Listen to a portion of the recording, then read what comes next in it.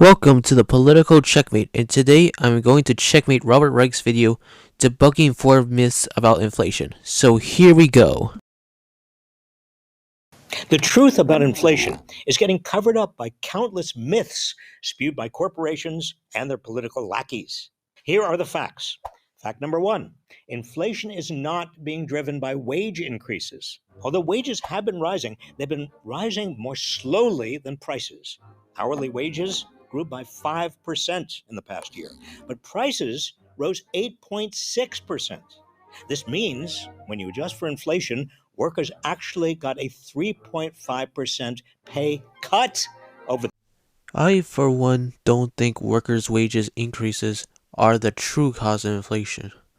The concept of workers' wages causing inflation in economics is called wage price spiral. But the problem with wage price spiral is simply a symptom of a problem, but not the disease. Since if a business tried to increase prices to pay workers more, it would not cause inflation because the businesses would lose customers.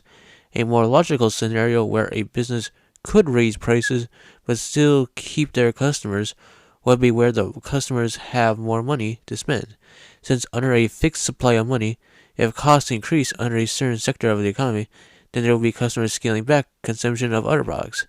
That's why to truly get a spiral of inflation, you need both the prices to increase and people to spend more money. And that's why a wage price spiral is a symptom, not the disease of the problem.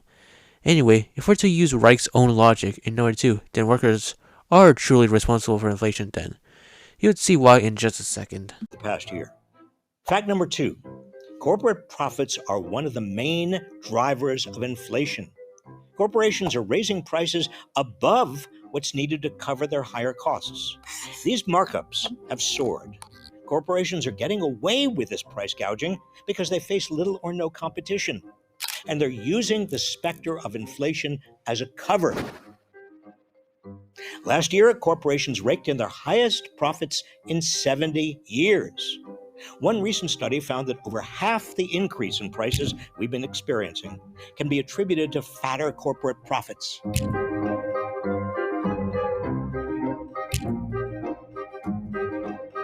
First off, this study from the American Economic Association found that the companies doing the most price raising weren't more likely to be the companies getting fatter profit margins.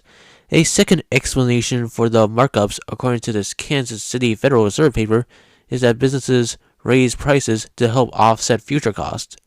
While on the EPI chart, it is simply cherry picking because the economist Christopher Conlon expanded the same data set that the EPI used, and we can see profit shares are actually lower than labor share or other input share, and in fact experience negative profits.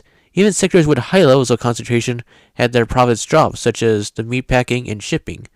I also wanted to point out another flaw with this argument because the overwhelming majority of economists don't accept the argument according to an IGM survey.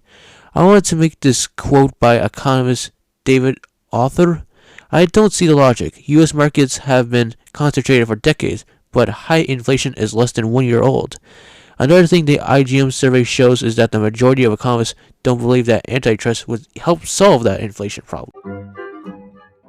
Fact number 3, federal assistance to people during the pandemic did not overheat the economy. Most families who haven't had a real wage increase in years use the assistance to weather the crisis, pay down debt, or save for the future. The assistance was barely enough to keep working families afloat. First off, I would like to point out that income stagnation is a myth because if you were to use a different inflation index, include benefits, and look at individuals instead of groups, you would see that people's incomes are growing. I would recommend you to read this article for more information. Anyway, a lot of the money was still injected into the economy, and people were still spending too much money on scarce goods because of the supply chain issues. Of course, it would result in inflation.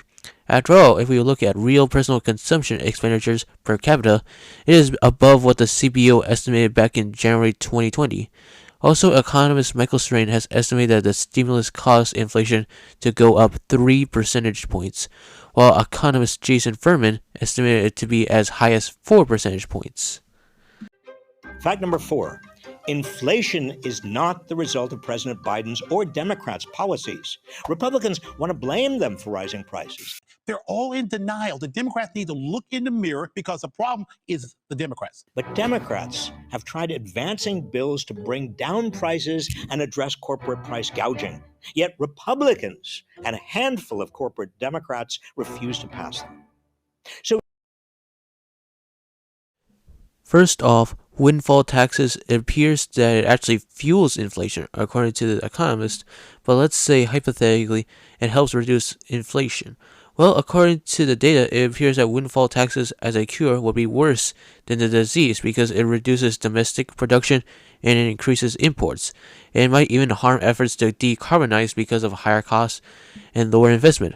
While for the Inflation Reduction Act, it would not reduce inflation because UPenn and CBO both found that its impacts on inflation would be statistically indistinguishable from zero. If you were trying to say that inflation rate today is lower than 2020, that does not prove that Inflation Reduction Act lower inflation because an article from AP debunks this. The possible reason for lower inflation was due to fossil fuels prices falling and federal interest rates hikes and supply chains being fixed. This is the end of the video. Thank you for watching, and please donate to my Patreon so I can make more videos and have your video requests checkmated. And thanks for watching, and have a nice day.